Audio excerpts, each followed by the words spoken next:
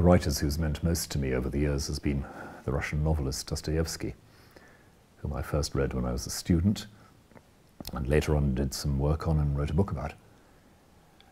I suppose what impresses me most about Dostoyevsky is something he said himself about his own work, that he believed that as a Christian, he could put the case against God and against faith even more strongly than an atheist could.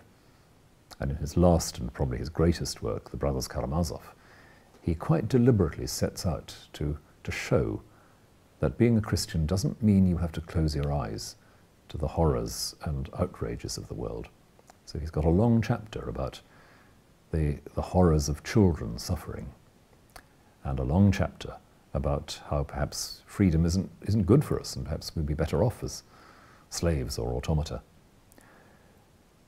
And for him, the answer is simply that love is real, love is embodied, that there is never a human situation which is without hope.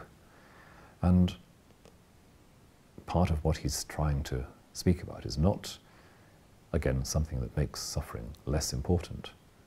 It's really to put into relief just how much love, just how much profoundly sacrificial love is called out from us in a world where suffering is so deep and so appalling.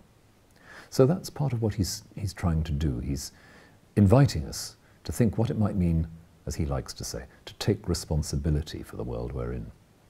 And all his great novels are in one way or another about that taking of responsibility. And the characters who are for him rather fishy, rather unsatisfactory, are the characters who, one way or another, walk away from that responsibility, the characters who try to manipulate other people and control them rather than take loving responsibility for them, the characters who brush it all off and live for pleasure and self. So his novels are a very deep, gospel-shaped challenge for me. They're also, of course, brilliant in their psychological insight, in their sheer literary quality, the style, the imagery, the physical vividness of descriptions, and that great sense you have in him of three-dimensional characters coming through all the time.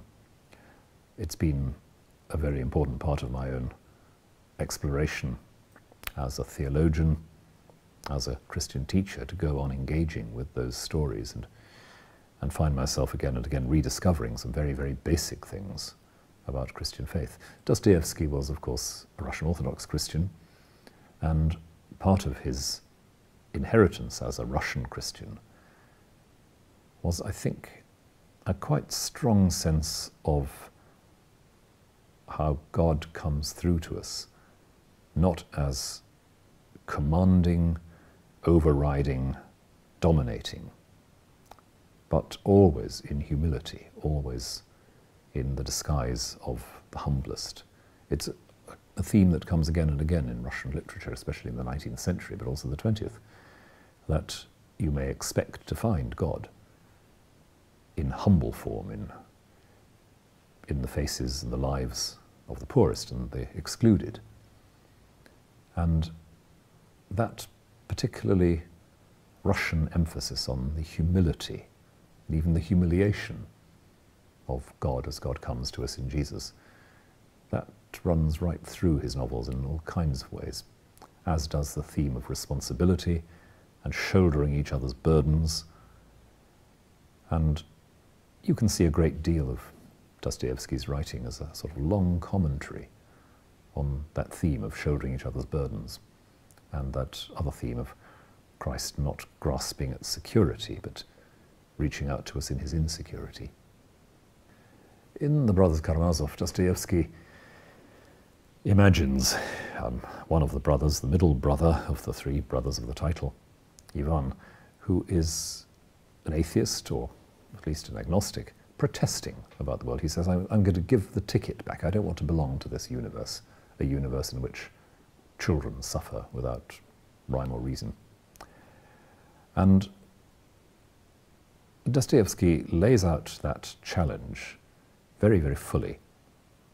And the only answer that's given is, well, there are perhaps two answers that are given.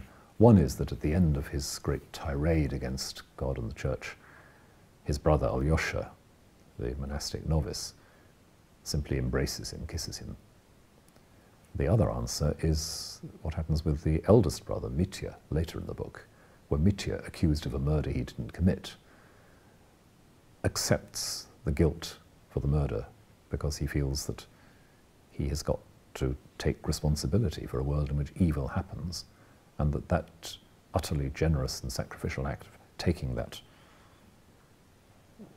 the blame is his way of doing something for a world of injustice. So the answers given to the great protests that Ivan enters, and the chapter in which these are described is called Rebellion in the novel. The answer is in the narratives. It's in what actually happens, what people grow into as they evolve in the course of the novel. It would be a very different novel if at the end of that chapter on rebellion, Alyosha or another character said, well, let me explain to you, it's this, this, and this, and that's it, because you then have another 450 pages or so without very much happening.